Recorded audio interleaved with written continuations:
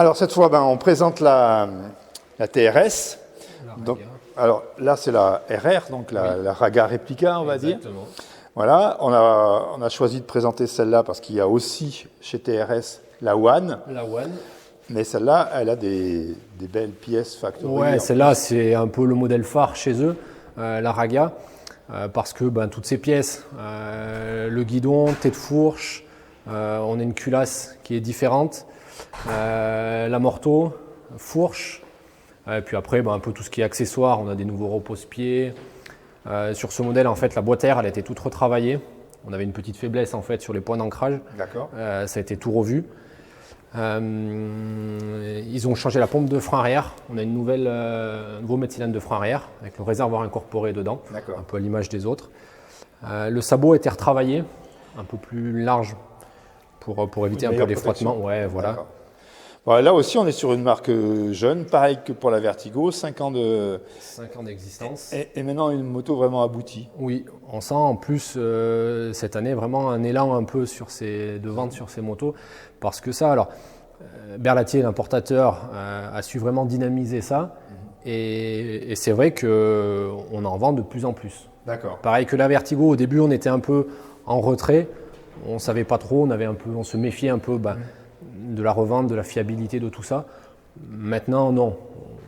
La clientèle est rassurée. La clientèle est rassurée. On voit que les motos sont fiables. Nous aussi. On voit que les motos sont fiables.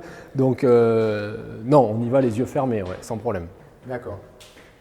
Bon, là, au niveau cylindré, on a quoi? On a les 4 cylindrés, 125, 2,5, 280 et 300. Et 300. Ouais. Donc là, on a vraiment le choix en fait, de ce qu'on veut utiliser.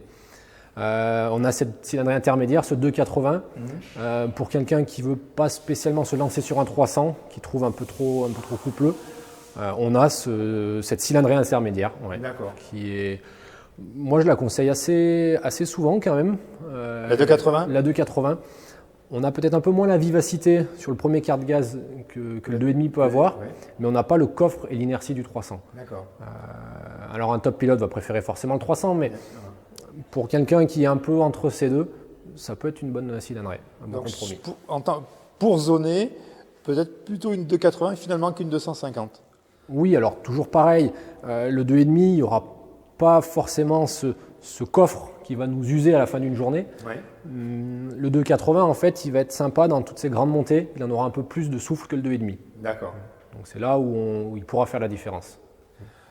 Elle est réputée pour avoir un embrayage qui est doux aussi, puisque… En fait, on a un moteur très linéaire. On la compare souvent un peu au moteur d'une gaz-gaz, mais la gaz, elle est plus explosive en comportement, la TRS plus linéaire. On se fait un peu moins désarçonner avec la moto. C'est ce que les clients aiment sur cette moto. D'accord. Je pense, en tout cas pour avoir entendu dire que c'est une moto considérée comme facile. Oui, tout à fait. Le fait qu'il soit ce moteur très linéaire, il est très dosable. Et voilà, on ne va pas se faire piéger. Le cadre alu en plus, ça rend une moto forcément stable. Un peu plus rigide. Voilà, un peu plus rigide. L'amortisseur Raiger qui encaisse bien. Donc, non, une moto facile. Donc, le Raiger, on l'a sur la One aussi? Alors on l'a sur la One R, effectivement, qui a un simple voie. Sur la Raga, c'est le double voie. D'accord. Et après, il y a aussi la Gold. Oui. Alors qu'on n'a pas cette année encore, parce qu'elle va sortir là qu'au mois d'avril-mai. Alors qu'est-ce qu'ils vont faire dessus pour l'instant on ne le sait pas, mais comme en 2019, certainement une boîte à air, des pièces encore plus haut de gamme que sur la Raga. Donc il y a vraiment une amplitude, une gamme vraiment très, très imposante chez… Ah oui, complètement. C'est peut-être eux qui ont le plus de modèles de toutes marques confondues. Parce que dans toutes les versions, elles se retrouvent avec la selle randonnée, ce qu'ils appellent la X-Track. Donc on peut l'avoir X-Track One Air, X-Track Raga. Donc on redémultiplie après dans chaque cylindrée. Donc oui, ils ont un sacré nombre de modèles. Et j'ai entendu dire qu'il y aurait bientôt une TRS. Alors c'est ce qu'on entend dire effectivement avec le démarreur électrique. Je t'ai un peu coupé mais le démarreur électrique. On espère que ça arrive au plus vite. Peut-être sur les nouveaux modèles qui vont arriver 2021, on l'espère en tout cas. Ça va être assez révolutionnaire d'après ce qu'on entend parce qu'il n'y aurait pas de batterie, pas de grosse batterie, il n'y aurait pas de selle pour loger la batterie. D'accord. Donc on attend de voir ça avec impatience.